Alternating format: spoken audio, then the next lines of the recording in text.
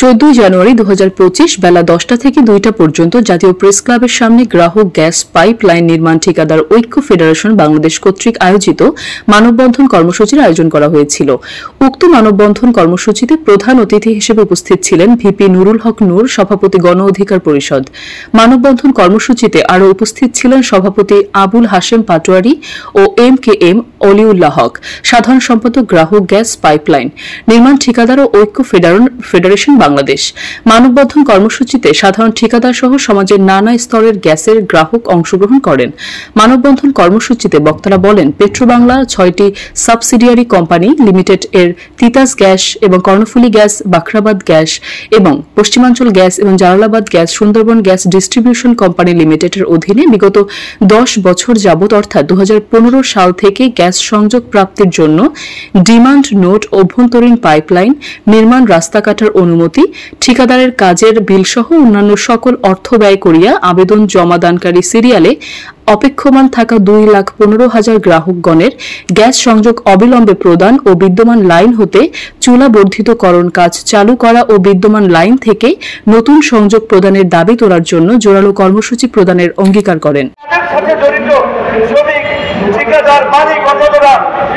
তারা কাটার বসে রয়েছে, তারা ক্ষতিগ্রস্ত হচ্ছে। কেন গ্যাস সংযোগ দেওয়া হচ্ছে না? কোনো যৌক্তিক কারণ নাই, কারণ খামখেয়ালি আমলাতান্ত্রিক জটিলতা।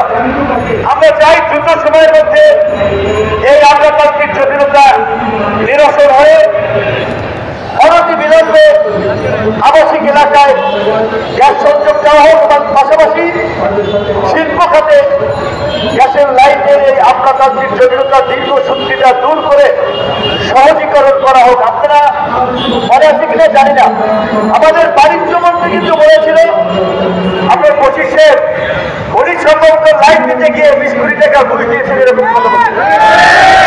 কারণ ঘুষ ছাড়া কাজ হয় না। এখন ওরা হয়তো 100 কোটি টাকা, 1000 কোটি টাকার মূল দ্বারা 20 কোটি টাকা ঘুষ দিয়েছে। সেটা জানাইছি, সেটা আজকে 4 মাস হয়ে গেছে। দুইবার আমরা দুইবার লিখিতভাবে জানাইছি। আমাদের কোনো প্রতিকার না পাওয়ার কারণে আমাদের মূল দাবি তো এখানে আছেই। সারা দেশে 2,15,000 আবাসিক গ্যাস সংযোগ দ্রুত দেওয়ার জন্য এক্সটেনশন বিল্ডিংয়ে নতুন করে এক্সটেনশন করার জন্য অনুমতি দেওয়ার জন্য শিল্প খাতে নিরবিচ্ছিন্ন গ্যাস সরবরাহ, এবং আপনারা এটাও দেখতেছেন আজকে কয়েকদিন যাবৎ গ্যাসের খুব চাপ হ্রাস পেয়েছে, যার কারণে সারা দেশের জনগণ রান্না বান্নায় যেখানে যেখানে পাইপলাইন আছে খুব কষ্ট পাচ্ছে। আমরা দাবি করি আগামী 3 দিনের মাঝে এই নিরবিচ্ছিন্ন গ্যাস সরবরাহ করার জন্য দাবি জানাচ্ছি। আর এই যে অবৈধ সংযোগ, এটা সরকারের এবং সংশ্লিষ্ট দপ্তরগুলি কিছু অসাধু কর্মকর্তা কর্মচারীদের খুব সাজেছে হচ্ছে এবং মানুষকে দেখানোর জন্য এই অবৈধ সংযোগ বিচ্ছিন্ন করা হয় সকালবেলা, বিকালবেলায় আবার এই অবৈধ সংযোগগুলি পূর্ণ সংযোগ দেওয়া হয়। কিন্তু কেন? জনগণের সম্পদ বৈধভাবে জনগণ নিতে যাচ্ছে। জনগণ চায় গ্যাস সংযোগ দিবেন, উনি বিল দিবেন, উনি গ্যাস ব্যবহার করবেন, কিন্তু সরকার এটা না দিয়া কিছু সুবিধাবাদী সারা দেশে লক্ষ লক্ষ অবৈধ সংযোগ। বর্তমান গ্যাস সংযোগের 50%-এর অধিক, বৈধ সংযোগের 50%-এর অধিক অবৈধ সংযোগ হয়ে গেছে সারা দেশে।